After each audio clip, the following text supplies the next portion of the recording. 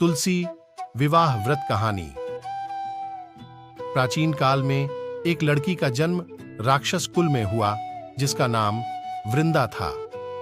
दैत्यराज कालनेमी जैसे राक्षस परिवार में पैदा होने के बाद भी वृंदा भगवान विष्णु की पूजा करती थी।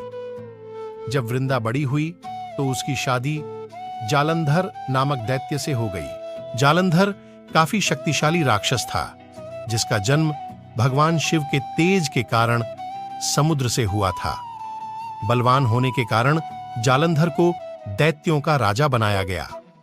वृंदा से शादी करने के बाद जालंधर की शक्ति और पराक्रम बढ़ता ही गया। उसे किसी भी तरह से हराना मुश्किल था।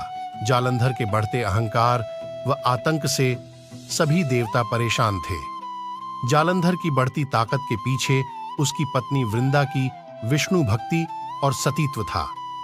होते होते जालंधर अपनी शक्ति और अहंकार में चूर होकर स्वर्ग की देवियों पर काबू पाने की कोशिश करने लगा। इसी दौरान एक बार उसने माता लक्ष्मी को पाने का प्रयास किया, परंतु समुद्र से जन्म लेने के कारण माता लक्ष्मी ने उसे अपना भाई बना लिया। फिर उसकी नजर माता पार्वती पर गई और उन्हें पाने के लिए जालंधर ने माया जाल बनाया। अपने माया जाल से जालंधर ने शिव का रूप धारण किया और माता पार्वती के करीब जाने की कोशिश करने लगा। उसी वक्त मां पार्वती ने उसे पहचान लिया और जब तक जालंधर कुछ समझ पाता वो अदृश्य हो गईं। जालंधर के इस दुर्व्यवहार से पार्वती जी को काफी गुस्सा आया और इस पूरी घटना के बारे में उन्होंने भगवान विष्णु को बताया। इधर जालंधर भगवान शिव से पार्वती जी को पाने के लिए कैलाश पर्वत पर युद्ध कर रहा था। तभी भगवान विष्णु ने जालंधर को सबक सिखाने की ठानी। सभी को पता था कि जालंधर अपनी पत्नी के पूजा पाठ और सतीत्व की वजह से ही अजेय हुआ है। ऐसे में भगवान विष्णु ने जालंधर को हराने के लिए उसकी पत्नी का पतिव्रत धर्म भंग करने के लिए मायावी चाल चली। भगवान विष्णु एक साधु का रूप धारण करके वृंदा से वन में मिलने पहुंचे। उनके साथ दो मायावी राक्षस भी थे जिन्हें देखते ही वृंदा डर गई। तभी भगवान विष्णु ने उन दोनों राक्षसों का वृंदा के सामने ही वध कर दिया। वृंदा ये देख समझ गई ये कोई आम व्यक्ति नहीं है। उसी पल वृंदा ने साधु से अपने पति के बारे में पूछा। साधु बने भगवान ने अपनी माया शक्ति से दो बंदर प्रकट किए। दोनों बंदरों के हाथों में जालंधर का सिर व धड़ था। ये देखते ही वृंदा बेहोश हो गई। कुछ समय बाद होश में आने पर वो साधु से अपने पति को दोबारा जिंदा करने की प्रार्थना करने लगी।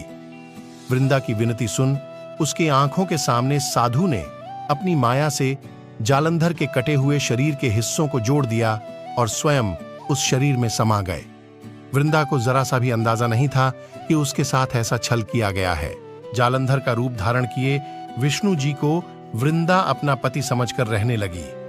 वृंदा के ऐसा करने से उसका सतीत्व भंग हो गया, जिसके बाद जालंधर कैलाश पर्वत में युद्ध हार गया। जब वृंदा को यह सच पता चला तो उसने गुस्से में विष्णु भगवान को पत्थर बनने का श्राप दे दिया।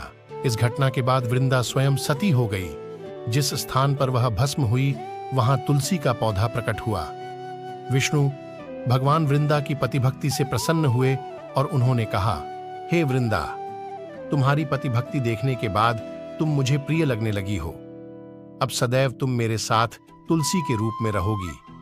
तुम्हारे तुलसी रूप का जो भी व्यक्ति मेरे शालिग्राम के साथ विवाह कराएगा उसे 1000 गुना यश व पुण्य प्राप्त होगा। जिस भी मनुष्य के घर तुलसी का वास होगा उस घर में कभी भी असमय यमदूत नहीं आएंगे। आगे भगवान ने कहा, तुलसी के पौधे की पूजा करने वालों को गंगा व नर्मदा में स्नान करने के बराबर पुण्य प्राप्त होगा।